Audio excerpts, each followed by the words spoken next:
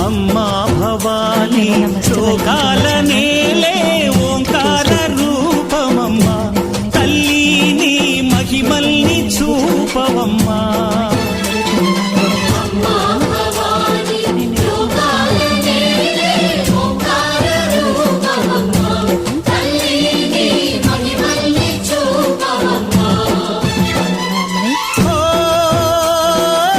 సృష్టికే దీపమా శక్తికే మూలమా సింహరథమే నీదమ్మా అమ్మ దుర్గమ్మ భక్తులను దీవించుమా